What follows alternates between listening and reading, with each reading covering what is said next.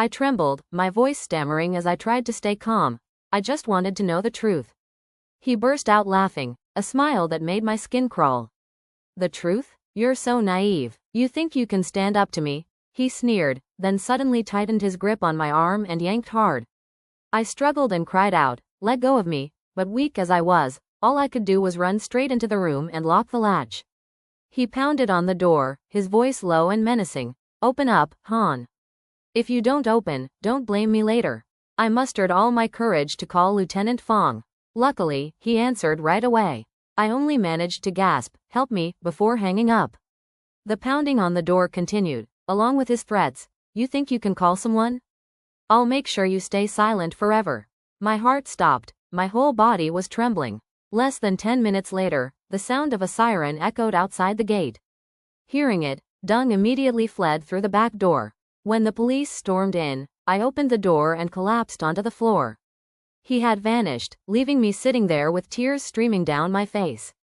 Lieutenant Fong helped me up and spoke gently. "You're safe now. We'll catch him." I nodded, but inside me there was no sense of peace. The house that had once been my refuge had turned into a crime scene of terror. That night, I was taken to the station to give my statement. My hands trembled so badly I could barely hold the pen. I recalled the days when Deng used to hold my hand as we strolled, promising to protect me for life. How that so-called protection was merely a disguise for a nightmare. When I returned, the house was no longer a home but a deep wound. Even the sound of wind outside the door was enough to make me flinch, afraid he would come back with that cold stare. Fong had officers guard the house for a few days and advised me to go out as little as possible and avoid strangers. I nodded, but my heart still pounded with fear. I couldn't sleep all night, thinking about the grave bearing the name Thị Linh. If she was dead, why had someone impersonated her to warn me? Or was it another person connected to all this? I remembered the woman's troubled face and trembling, hoarse voice. Perhaps she knew something but couldn't yet speak. The next morning, Fong informed me that Deng had fled the city and a nationwide warrant had been issued for his arrest. His bank accounts were frozen.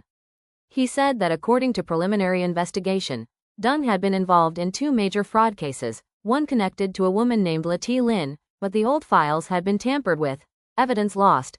Likely someone powerful was backing him. I asked softly, "Do you think Lin is still alive?" Fong looked at me for a long moment and then replied slowly, "If she is, she must be in hiding. Only she knows why." I fell silent, feeling pity mixed with fear. Perhaps Lin had once been a victim like me, only she never escaped. 3 days later, I received a strange envelope. The delivery person said it only had my name on it, no sender listed. Opening it, I found a photo. Deng standing and speaking with a woman in a black coat and a cap. On the back, in scrawled writing, were the words, "Don't trust anyone. She's not dead." My hands shook so badly I almost dropped the picture. She's not dead? What did that mean? Who had sent this photo? And if Lin was truly alive, where was she?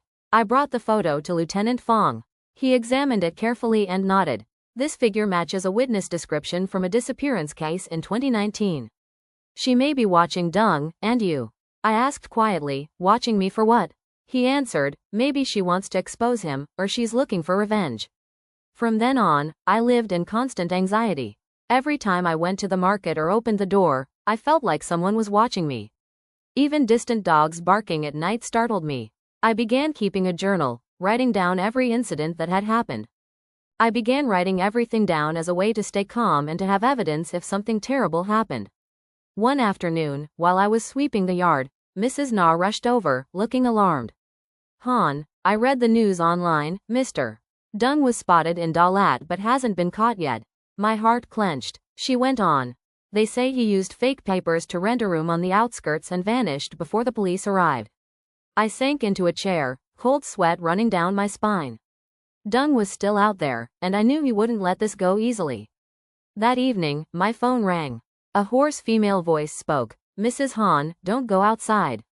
Don't believe anyone who says he's been caught. They're not real police. You're being watched." I froze, about to ask who it was, but the line went dead. That voice was familiar. Exactly the voice of the woman named Lin. I shuddered. At once, I called Lieutenant Fong to report it. His tone was grave. "This call can't be traced. It seems she's still alive. and she knows some secret, she's using you as a bridge. I asked, a bridge for whom? He replied, maybe for herself, or maybe for whoever is behind Dong. You must be very careful.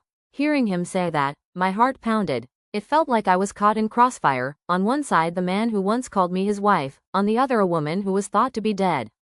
That night a light drizzle fell. I had just turned off the light when I heard knocking at the door, not hard, but urgent. I stepped out, trembling. Who's there? No answer, only the faint sound of breathing outside.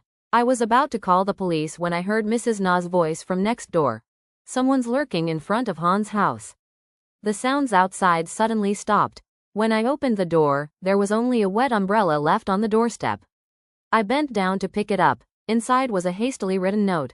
I'm not dead. He will come back. Trust me. The next morning, Lieutenant Fong arrived with 2 colleagues. They searched around the house and found, under a flower pot, a small piece of paper with an image of an eye and the words, "We are watching." My spine turned cold. Fong frowned. He may have an accomplice. From now on, don't stay home alone. We'll arrange guards. I nodded, but I knew that even with the police nearby, the fear inside me would not disappear. 3 days later, while I was with Mrs. Na, the police reported they had found a car suspected to belong to Dong abandoned near Ta Nung Pass. Inside the vehicle were traces of 2 people, a man and a woman. In the glove compartment, they discovered a necklace engraved with the letters, LTL. I choked up. Lin had truly been near him. But why were they together? Lieutenant Fong offered 2 hypotheses. Either Dong had found Lin to silence her, or Lin had approached him to end everything but was counterattacked. We're searching around the pass, but signs show they've already left, he said. That evening, I sat at the doorway watching the rain drift in a misty veil. For 8 years I'd thought I was strong, worldly enough, but now I realized there are shadows of human nature we can't foresee. I no longer hated Dong. I only pitied myself for once believing that love could change a person. As I was about to step back inside, my phone buzzed. A message from an unknown sender, just 4 words, "Don't call the police." I stood frozen. In that instant, I understood the game wasn't over. Dong hadn't been caught. Lin might still be alive, and someone was pulling the strings from the shadows. Night fell, and the rain grew heavier. The dim yellow light outside the gate flickered weakly. Lieutenant Fong had stationed 2 officers nearby, but the fear was not outside, it was inside my own mind. Each time darkness descended, I heard vague sounds, distant footsteps, the window gently rattling, the wind whistling through cracks in the wall like a whisper. I clutched my journal tightly, taking deep breaths to remind myself to be ready, because the man who once called me his wife might be on his way back. Close to midnight, my phone suddenly rang. An unknown number flashed on the screen. I hesitated for a few seconds before answering. On the other end, a hoarse voice whispered like wind through a crack in the door. Are you all right, Han? I froze. It was Dong's voice. Before I could respond, he continued, his tone soft but chilling. Don't be afraid. I don't want to hurt you. I just need you to hear my explanation, just once. My hands trembled. Where are you? The police are looking for you. He let out a faint laugh. I know, but don't believe them. They don't understand what's really happening.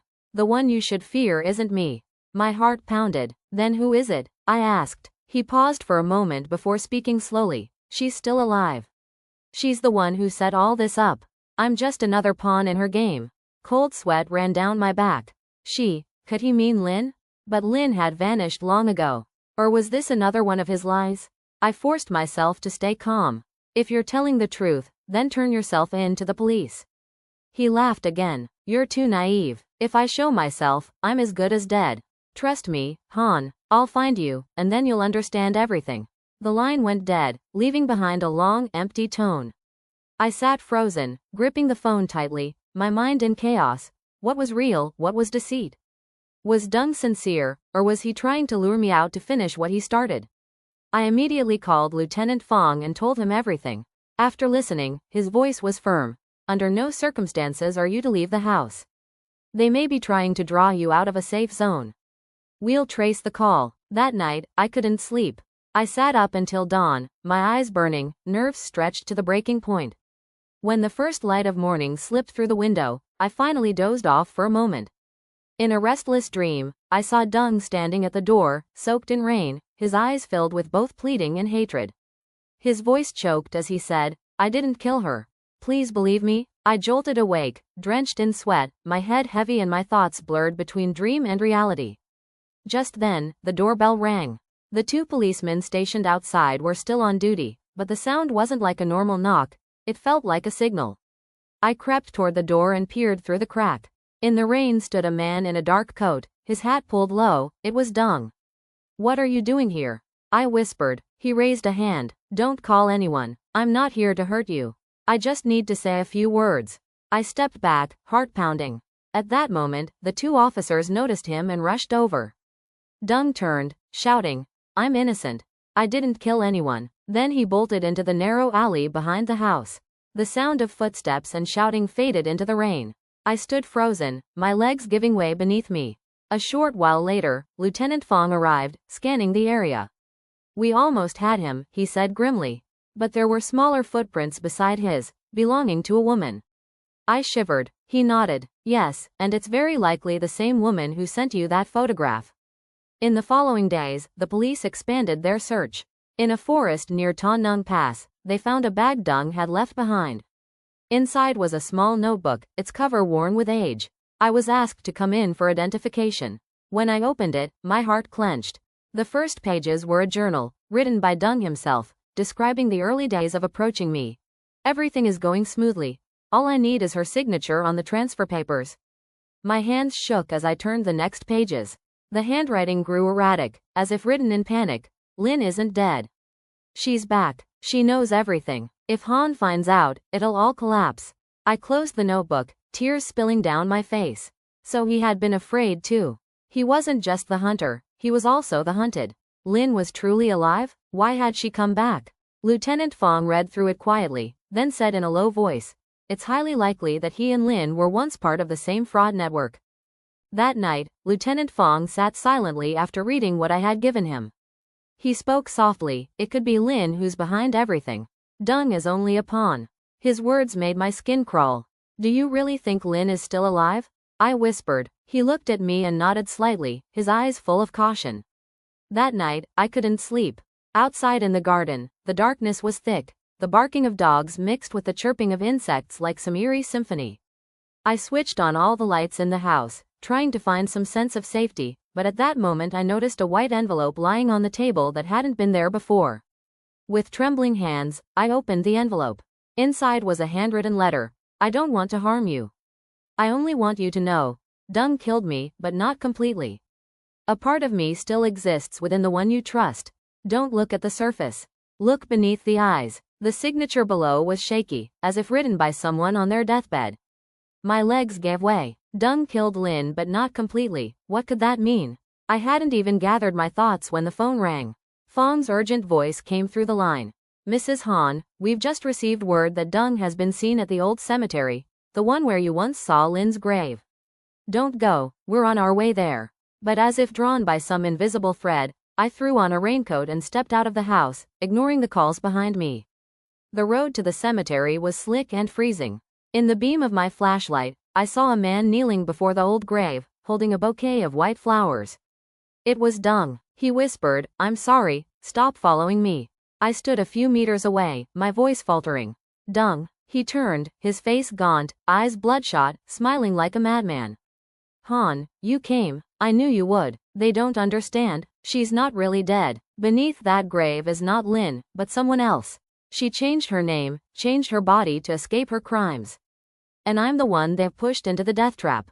He slammed his hands against the ground, his voice a howl. They want to destroy me to silence me. You're the last witness. Before I could react, beams of flashlights appeared in the distance.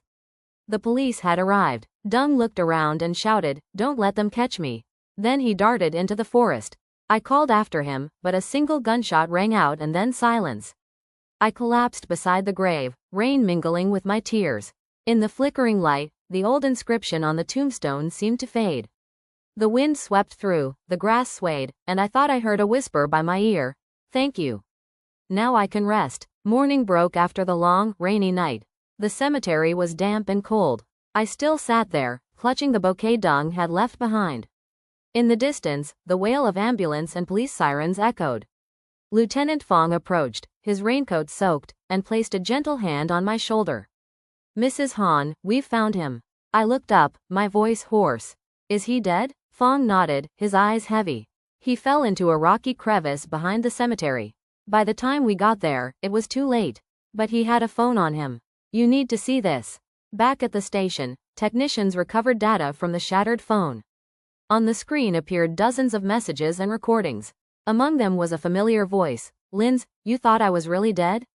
I'll never let the one who harmed me go free. In another recording, Dung's voice was like a man crying out in despair. What more do you want from me? I've done what you told me to. The reply that followed was so cold it made my blood run cold.